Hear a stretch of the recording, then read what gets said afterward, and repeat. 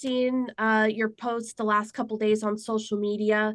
And if you can give me just kind of a blanket one sentence statement, I mean, if this is you guys are just in a dire situation right now. We are. We're in a very unusual situation of being very, very overcrowded. We've seen intakes up all year long. We never got the sort of late fall and winter lull that we typically do. So right now we find ourselves in the position of being in a critical space crisis and really needing the public's help, not just to adopt and foster. And thankfully, we've been very happy to see lots of people coming in wanting to help, but also to help us address some of the reasons why so many animals are coming into the shelter so that we can get in a better balance and not have to keep communicating so urgently. Right. You one of the statistics that you guys posted about was since 2020, you guys have seen a 61% increase in the amount of animals that you've been intaking each year. Can you talk to me a little bit about that? What do you think that is? I mean, obviously 2020 was the pandemic. Have you guys seen a trend in the reasons why either animals are coming in or animals are being surrendered? Yeah, I mean, there's definitely a variety of factors that go into it. It's very complicated. COVID was an unusual year, but prior to that year, there was actually a 10-year downtick in intakes, believe it or not. That was the trend. That was the trend that was communicated to me when I came on board the Animal Foundation in early 2022. That, oh, you may be seeing more right now because maybe people who had animals during COVID but have gone back to work and things like that. But that generally the expectation was that the trend would normalize, and it really hasn't. And I think in Las Vegas, there's a lot of factors, economic factors that contribute. We're in a difficult housing situation. We're in a community where landlords can kind of double dip on people for pet rent and also for pet deposits. The high cost of veterinary care, we also hear as a reason why pets are surrendered because, people just aren't in a position to cope with it. And for those, we actually have quite a few programs to help under our Kept banner, keeping every pet and person together. We do pet food pantry. We do grants to help people. We do everything we can to avert owner surrenders. But really, and this is going to sound counterintuitive, the biggest increases that we've seen are strays coming into the shelter. And many, many strays, like, probably a good 60 to 70%, are really just people's lost pets. They're not what you picture when you hear stray, which is animals that have been abandoned and out on their own for a long time. More often, it's just, that accidental thing that happens where Amazon comes to the door or the kids are going in and out of the gate playing and your dog gets out and they're out in their own neighborhood. So, one of the really strong messages that we want to communicate out there is please try to be a good neighbor. And if you see a friendly stray, a dog or cat, try to find the owner and not just automatically call animal control or think the best thing is to deliver them to the shelter. Because pets that have homes should be in those homes with the people that love them. And then the other message really is for pet owners, get some ID on those pets because life happens. Even if to start with, it's a collar with a tag, we can even help with the tag. Our Kept program will do that. We'll have the tag machine out and give people free ID tags, or they're not very expensive at pet stores. The ideal thing would be to microchip. So we really need to see more of that. We have low cost microchip appointments in our clinic almost every day. So we are definitely here to help with that. That is going to be the best form of ID because your pet can't lose it. If they're like running through the bushes or something like that, they carry it on board forever. And you just need to update the information if you move and those kinds of things through an online system, which makes it really easy. But the more help we can get getting those lost pets back to their loving homes, the less we'll see overcrowding at the shelter, because it's really important for us to reserve our space and our resources for all the animals that are really in need. We're the public shelter, so we see animals in all conditions and from all sources. So, maybe it's an animal that's been hit by a car or has been abandoned or abused, or an owner that's passed away and doesn't have relatives that can come and give that dog a home. So that's who we're really here to help as the public shelter, to make sure that those animals have a great pathway and can get homes. But for those that have loving families, we would love to get them back to their loving families. Yeah, definitely.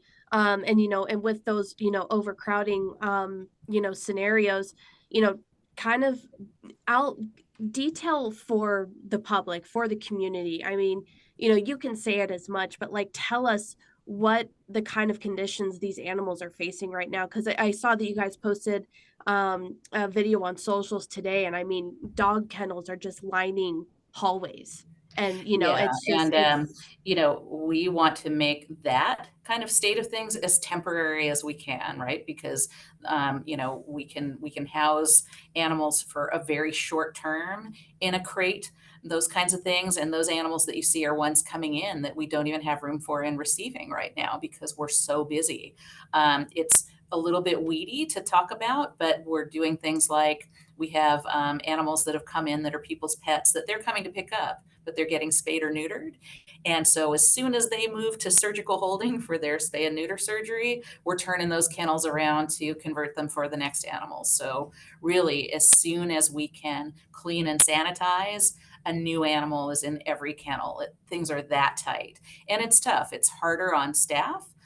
It's harder to be in our capacity for care when it comes to feeding and cleaning and exercising and play group and all of the things that we need to do to make sure that animals are safe and comfortable while they're here. It's just a strain on our resources, but it's also a real strain on the animals when every kennel is full and it's loud and it's stressful and they're already in a situation that's unfamiliar. It's only going to cause dogs that would decline in kennels to decline faster, and we definitely don't want that. So that's why, when we make these urgent asks, if you can adopt, great. But if you can even foster, getting animals out of the shelter, getting dogs into homes is not only going to help us with space, but just from a mental decompression, relaxation standpoint for those dogs, getting them in a more normal environment is going to help them. It's going to help their health. It's going to help them get adopted faster, maybe even by the person who's fostering, because we love those foster fails. Mhm. But at a minimum, having a dog in a foster home too helps us get information about that dog's real personality that will help us get them adopted. And lots of times, if you have a foster, it ends up being a friend or a family member or a neighbor that sees you with that dog and asks about them that gets them adopted. So that is extremely helpful. Right. And I'll touch on fostering in just a second, but it is kind of an unfortunate situation that that you guys are in, and one of I know it's a last stop resort for you guys, but are you facing the ultimate price of having to and euthanize some of the animals because of the overcrowding?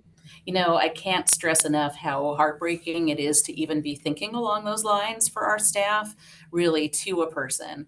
Everyone is dedicated to finding a pathway for advocating for every animal. We have animals that have been here for more than 100 days because of that, because we know these are great dogs, cats, other animals that just need a chance, that just need a home, which is why we've made this urgent appeal. We want to do everything we can to not be in that position where we're having to look at risk animals and even consider euthanasia for space. It is the last thing we want to do. And frankly, when you look at where we've been over the past couple of years, all of our good outcome metrics, our adoptions, our fosters, they call it our live release rate, our save rate for dogs and cats, have gone way up. We have really been making Herculean efforts to make sure that every animal gets an opportunity. And so when we are just flooded with intakes and out of balance, it is just heartrending. It is so dispiriting. And I can't even describe to you people around here that are just hustling to do everything that we can to make sure that we have space.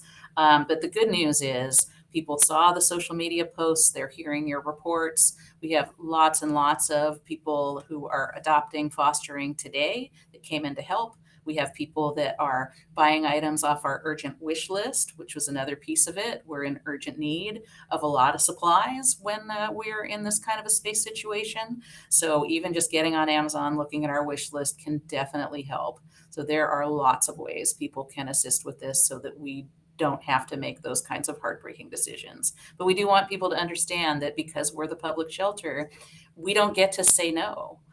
We have animals coming in all kinds of conditions, and we want to take care of them, which is why the ones that have a home, that are just here by some accident, we really need to get them home, get them back to their people.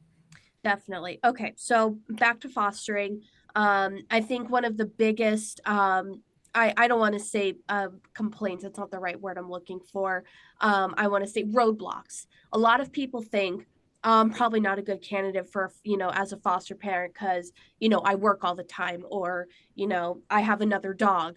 What do you say to people who, would like to foster but just don't think that they're a good candidate? What makes a good candidate for a foster parent? Anybody can be a good foster parent, and our staff, and our volunteers, they know the animals that have come in pretty well, and have seen which ones are good in playgroup with other animals, which ones need the help the most.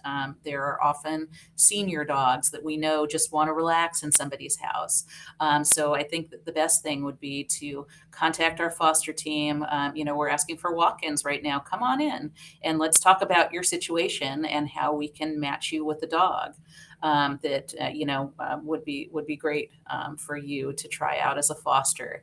They're also very good at coaching you through how to introduce your dog to your foster dog to other pets in your house.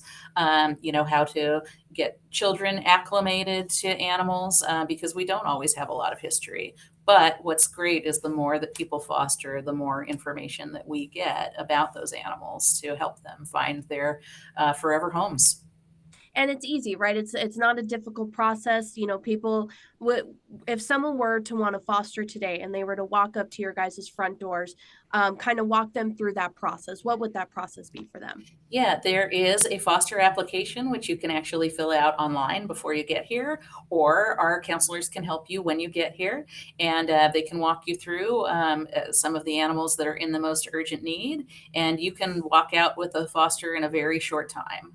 We are here to help.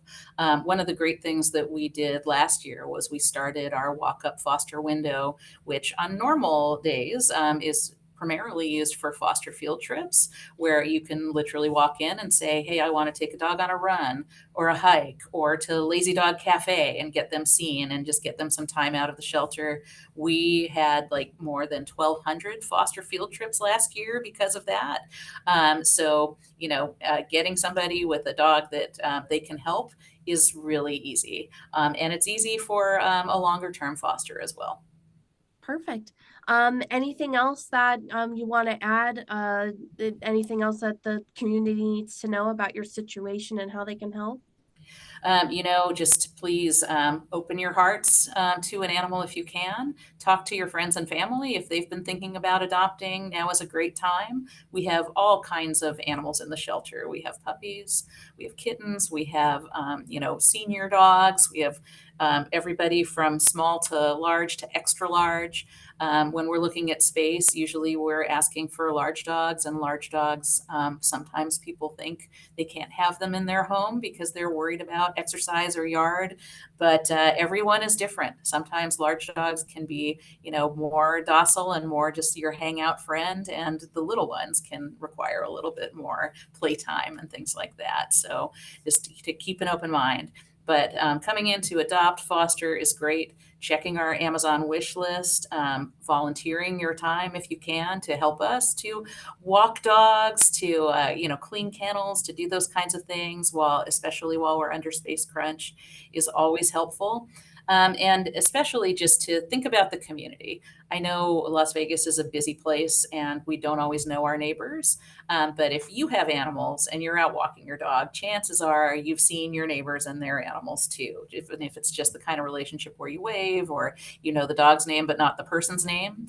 And be on the lookout. So when there is a dog running loose in your neighborhood that you're like, hey, that looks familiar, like let's get the word out. Let's post on Nextdoor. Let's text everybody you know. I had a situation in my own neighborhood yesterday where a bunch of dog walkers were out, and there was a dog that got out that looked like he was wearing a collar. And so, if you can see the ID, that's the easiest, but there are lots of places that will scan for a microchip. If you found a lost pet, you can take them to any vet. You can take them to a PetSmart or are a Petco. And then good things are on deck in the community too. I know Clark County is looking at getting microchip scanners out into their community centers to make them even more accessible, which would be really helpful. Just yesterday, we were at the state legislature testifying on a bill that would ban the sale of puppy mill pets in pet stores, which would also help get more adoptions and help us in these situations, and stop a cruel pipeline. So please watch for those things and ways to help as well. And, hopefully we can get those lost pets home together. Definitely. All right. Well, Hilarie, thank you so much for hopping on this interview with me. And, Do you mind if I just turn to my colleague over here and say, is there anything that I missed? Oh, yeah, no, of course. Yeah, one thing that I did want to add Yeah. is that if you find a friendly stray in your neighborhood and you don't know what to do to find the owner, we have our pet support hotline, and it's 7 days a week, 9 a.m. to 9 p.m. You can call them. It's 702-760-PETS, and they will walk you through it. Just say, hey, I found a friendly stray. Can you walk me through steps to help find the owner? And they have all of that in really easy to digest bits for you, or you can find it on our website or social media as well. Okay, perfect. We will make sure to get that information out for you. So, Awesome. Thank you. And a big thanks to you for helping us get the word out, and yeah. to everybody in the community who has opened their hearts and really stepped up to help us today. It's been really gratifying to see. Yeah, no, definitely. Yeah, anything we can do.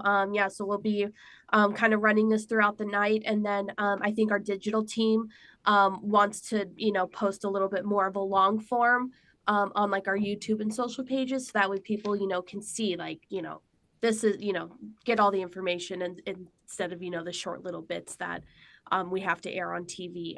So I'll keep you Great. updated on all that. And Yeah, again, and thank if you you so need much. updates, statistics, et cetera, just reach out to Kelsey, Max, and they'll get everything for you. Yeah, definitely. Do you know if I'll email Kelsey once we hop off here, if she can send me any additional photos or videos that we can use to kind of go along with what we talked about. That would be really helpful. As much as the interview helps, when people see the conditions, that kind of, I feel like that kind of motivates them a little bit more, and they're like, oh my God, they really do need help. And kind of puts the word out. I mean, every time I see the videos, it breaks my heart. And, Yeah. so, if this is what I can do to help out, then I'm going to do it. So, That's great. We appreciate it so much, and we'll make sure yeah, that everyone knows. And anything that you need to follow up, I don't think this is going to be a one-day solve by any definitely means. not. So Yeah. if you can, keep our updates going and kind of keep the pressure on, because I think what happens, and we sometimes feel like we're crying wolf a little bit because we have to come to you and be like, hey, we're getting close to the brink here. We really urgently need fosters and adopters. But it's true. And what's been happening is that those intakes just haven't been letting up. Yeah.